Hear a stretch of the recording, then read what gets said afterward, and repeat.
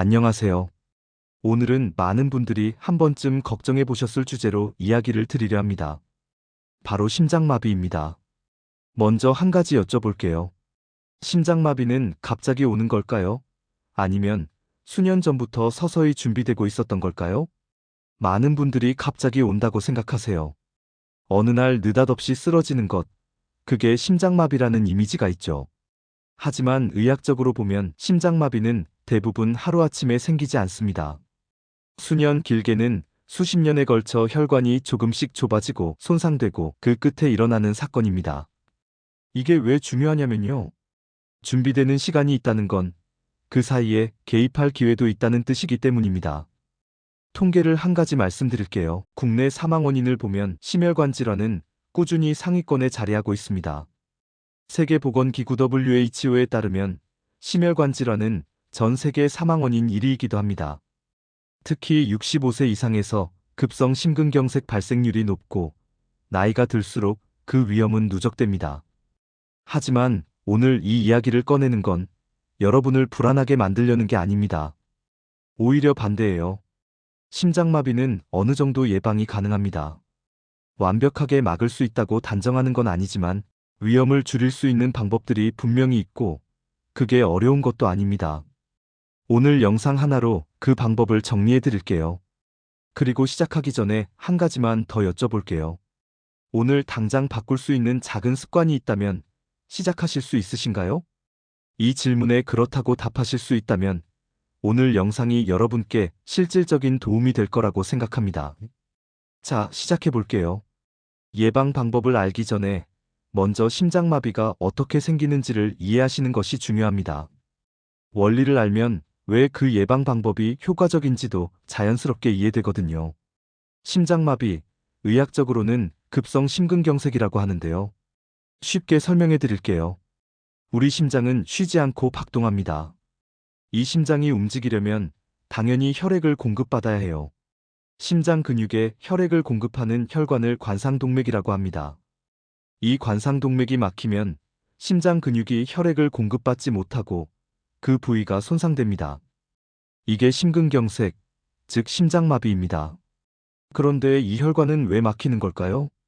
여러 해에 걸쳐 혈관벽에 지방 성분이 조금씩 쌓입니다. 이걸 동맥경화라고 해요. 처음에는 혈관이 약간 좁아지는 정도지만 시간이 지나면 이 쌓인 덩어리가 불안정해지면서 파열될 수 있어요. 그러면 그 상처를 막으려고 혈액 안에 응고 성분들이 몰려들어 혈전, 즉 피떡을 만듭니다. 이 혈전이 혈관을 갑자기 막아버리는 것이 바로 심장마비입니다. 결국 갑작스러운 사건처럼 보이지만 그 앞에 수년간의 준비 과정이 있었던 거예요. 이 준비 과정을 빠르게 진행시키는 요인들이 있어요. 고혈압, 당뇨, 고지혈증, 흡연, 비만, 운동 부족, 수면 부족. 이것들이 혈관을 손상시키고 동맥경화를 가속시키는 주요 원인들입니다. 하나하나는 작은 것 같지만 이것들이 동시에 여러 개 있을 때 위험이 빠르게 높아집니다. 유럽심장학회 ESC와 미국 심장협회 AHA의 가이드라인은 이 위험 요인들을 적극적으로 관리하는 것이 심혈관 사건을 줄이는데 가장 효과적이라고 일관되게 강조합니다. 정리하면 심장마비는 대부분 쌓여온 결과입니다. 그리고 그 쌓이는 속도를 늦추고 혈관을 보호하는 것이 예방의 핵심입니다. 자, 이제 핵심 파트입니다. 심장마비 예방을 위해 오늘부터 실천할 수 있는 5가지 전략을 말씀드릴게요. 이것들은 개인적인 의견이 아니라 국제의학 가이드라인과 연구 결과들을 바탕으로 한 것들입니다. 전략 1. 혈압을 130에 80 이하로 관리하세요. 혈압은 심혈관 건강에서 가장 중요한 지표 중 하나입니다. 혈압이 높다는 것은 혈관벽에 지속적으로 강한 압력이 가해지고 있다는 뜻이에요. 고무 호스에 계속 강한 수압을 주면 호스 안쪽이 조금씩 손상되듯 혈압이 지속적으로 높으면 혈관벽에 미세한 손상이 반복됩니다. 그 손상된 곳에 지방 성분이 더 잘 쌓이고 동맥경화가 빠르게 진행됩니다. 2017년 미국 심장협회 고혈압 가이드라인은 수축기 혈압 130 이상을 고혈압으로 분류하고 적극적인 관리를 권장합니다. 2015년 미국에서 진행된 대규모 스프린트 연구에서는 수축기 혈압을 120 이하로 낮춘 그룹에서 심혈관 사건 발생률이 유의미하게 줄었다는 결과가 나왔습니다. 물론 목표 수치는 개인의 상태에 따라 의사와 상의해서 정하는 것이 중요합니다. 실천 방법은 무엇일까요? 가장 먼저 권장하는 것은 집에서 직접 혈압을 재는 것입니다. 병원에서 재면 긴장해서 혈압이 올라가는 경우가 있어요. 집에서 편안한 상태로 아침에 일어난 직후와 저녁 취침 전 하루 2번 측정하는 것이 좋습니다. 측정할 때는 5분 정도 조용히 앉아 있다가 재세요. 측정 전 30분 이내에 커피나 담배는 피하시는 게 좋습니다. 혈압이 지속적으로 130에 80을 넘는다면 담당 의사와 상의하세요. 생활 습관 개선으로 조절이 되는 경우도 있고 약이 필요한 경우도 있습니다. 임의로 판단하지 마시고 전문가와 함께 관리하시는 것이 가장 안전합니다. 전략 2. LDL 콜레스테롤을 적극적으로 관리하세요. 콜레스테롤 이야기를 들어보셨죠? 콜레스테롤에는 여러 종류가 있는데요. 그중 LDL 콜레스테롤이 혈관 건강에 특히 중요합니다. LDL은 흔히 나쁜 콜레스테롤이라고 부르는데요. 이것이 혈관벽에 쌓이는 지방 성분의 주요 재료입니다. 쉽게 말씀드리면 LDL 콜레스테롤이 높을수록 혈관에 쌓이는 게 더 많아진다고 생각하시면 돼요. 란셋에 실린 콜레스테롤 연구그룹의 대규모 분석에 따르면 LDL 콜레스테롤을 1mmol/L 낮출 때마다 주요 심혈관 사건 위험이 약 20% 이상 줄어드는 것으로 나타났습니다. 이 수치가 의미하는 건 LDL 관리가 심혈관 예방에 실질적인 효과가 있다는 겁니다. 2023년 유럽 심장학회 ESC 가이드라인에서는 심혈관 고위험군의 경우 LDL을 70mg/dL 이하로 관리하는 것을 권장하고 있습니다. 실천 방법은 어떻게 될까요? 식단에서 트랜스 지방과 포화 지방을 줄이는 것이 기본입니다. 가공육, 튀긴 음식, 패스트푸드 등을 줄이고 생선, 견과류, 올리브 오일 등을 늘리는 것이 도움이 됩니다. 하지만 식단만으로는 충분하지 않은 경우도 많아요. LDL 콜레스테롤이 높고 심혈관 위험이 높은 분들은 스타틴 계열의 약이 처방되기도 합니다. 이 약에 대해 걱정하시는 분들도 계신데요. 여러 대규모 연구에서 심혈관 사건 예방에 효과적이라는 것이 확인된 약입니다. 약을 시작하거나 바꾸는 것은 반드시 의사와 상의해서 결정하세요. 정기적인 혈액 검사로 콜레스테롤 수치를 확인하는 것, 이것도 중요한 예방 습관입니다. 전략 3. 매일 30분 걷기, 주 2회 근력 운동. 운동이 심장에 좋다는 건 다들 아시죠? 그런데 구체적으로 어떻게 좋은지, 어느 정도 해야 하는지 모르는 경우가 많아요. 세계보건기구 WHO 2020년 신체활동 가이드라인에서는 성인에게 주 150분 이상의 중간 강도, 유산소 운동을 권장합니다. 하루로 나누면 약 30분, 일주일에 5일 정도입니다. 유산소 운동이 혈관에 어떻게 좋냐면요. 운동을 규칙적으로 하면 혈관 안쪽 벽의 기능이 좋아집니다. 혈관이 더 탄력 있게 늘어났다 줄어들고 혈압을 조절하는 능력이 향상됩니다. 하버드 대학교 졸업생들을 대상으로 한 장기 추적 연구에서도 규칙적으로 신체 활동을 한 그룹이 그렇지 않은 그룹보다 심혈관 사건 발생률이 낮은 것으로 나타났습니다. 근력 운동도 중요합니다. 나이가 들면 근육이 줄어드는 근감소증이 생기는데 근육이 줄어들면 혈당 조절 능력이 떨어지고 대사 기능이 낮아지면서 심혈관 위험이 높아질 수 있어요. 주 2회 정도 가볍게라도 근력 운동을 포함하시는 것이 좋습니다. 어떻게 운동하면 될까요? 걸으면서 옆 사람과 짧게 대화할 수 있는 속도가 적당합니다. 숨이 너무 가빠서 말을 못할 정도라면 강도를 낮추세요. 하루 30분이 어렵다면 10분씩 3번으로 나눠서 하셔도 됩니다. 효과는 비슷합니다. 근력 운동은 기구가 없어도 됩니다. 의자를 잡고 앉았다 일어서기, 벽 스쿼트, 발 뒤꿈치 들기 같은 동작이면 충분해요. 단, 심장 질환이 있거나 최근 건강에 변화가 있으신 분은 운동을 새로 시작하기 전에 반드시 담당 의사와 상의하세요. 전략 4. 지중해식 식단에 가깝게 드세요. 식단 이야기는 늘 복잡하고 헷갈리죠. 이게 좋다더라, 저게 좋다더라가 매일 바뀌는 것 같은 느낌도 있으시죠? 그런데 심장 건강과 관련해서는 연구 결과가 비교적 일관되게 가리키는 식단이 있습니다. 바로 지중해식 식단입니다. 2013년 뉴잉글랜드 의학저널에 발표된 프레디메드 연구는 7,000명 이상을 대상으로 한 대규모 연구인데요. 지중해식 식단을 따른 그룹에서 심혈관 사건 발생이 줄어든 것이 확인됐습니다. 지중해식 식단이 뭔지 어렵게 생각하실 필요 없어요. 핵심만 말씀드리면 이렇습니다. 올리브 오일을 주로 사용하고 채소와 과일을 충분히 먹고 생선을 자주 먹고 견과류를 간식으로 먹는 것. 그리고 가공육, 소시지, 햄, 튀긴 음식, 단 음식은 줄이는 것입니다. 우리 식단에 그대로 적용하기 어려울 수 있어요. 완벽하게 따라할 필요는 없습니다. 조금씩 가까워지는 것으로 충분합니다. 예를 들어 삼겹살보다 생선구이를 조금 더 자주 선택하는 것. 간식으로 과자 대신 견과류 한 줌을 선택하는 것. 국이나 찌개의 소금 간을 조금 줄이는 것. 이런 작은 변화들이 쌓이면 혈관 건강에 실질적인 도움이 됩니다. 전략 5. 수면을 6시간에서 8시간 규칙적으로 유지하세요. 마지막 전략입니다.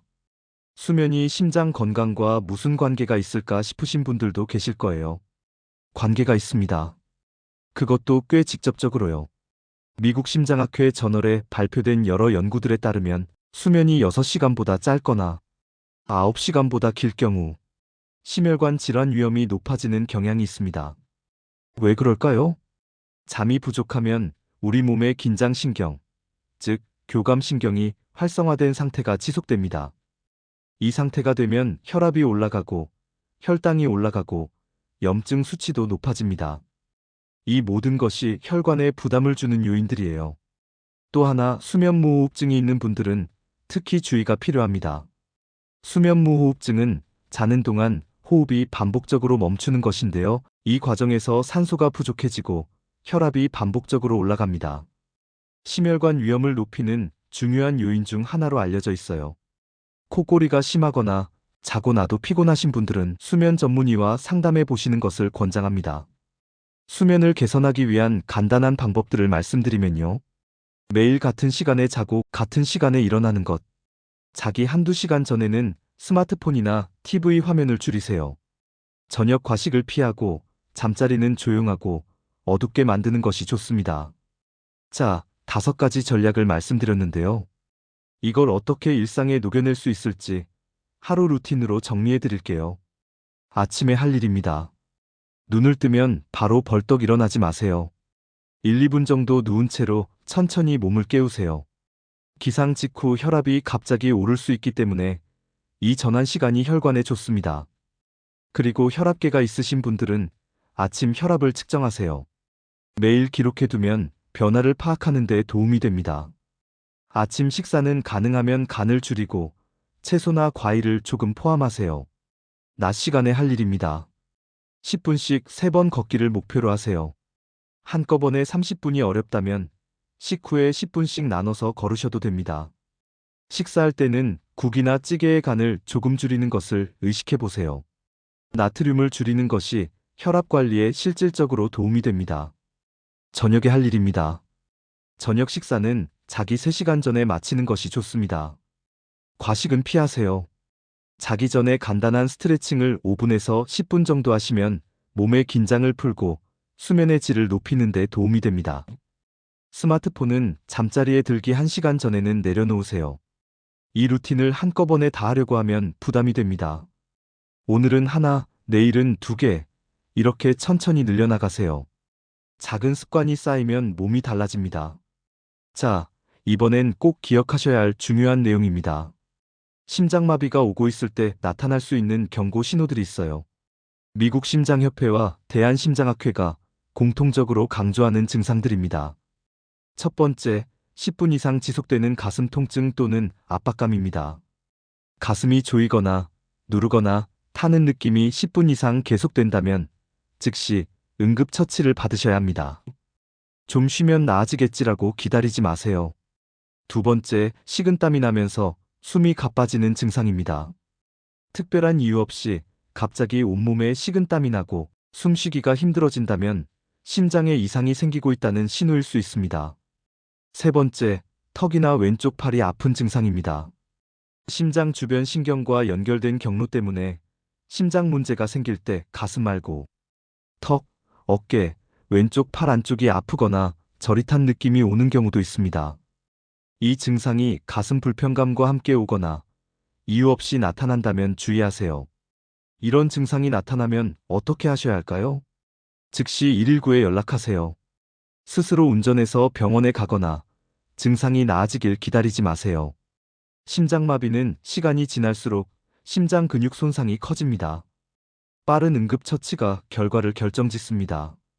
주변 가족분들도 이 증상을 알고 계시면 좋습니다. 본인이 아니라 가족이 이런 증상을 보일 때도 즉시 119를 부르세요. 자, 오늘 내용을 정리해 드릴게요. 심장마비는 대부분 갑작스러운 것이 아닙니다. 고혈압, 고지혈증, 잘못된 식습관, 운동 부족, 수면 부족이 수년간 쌓여서 생기는 결과입니다. 그리고 그 쌓이는 과정에 개입할 수 있다는 것, 그게 오늘 제가 드리고 싶었던 가장 중요한 메시지입니다.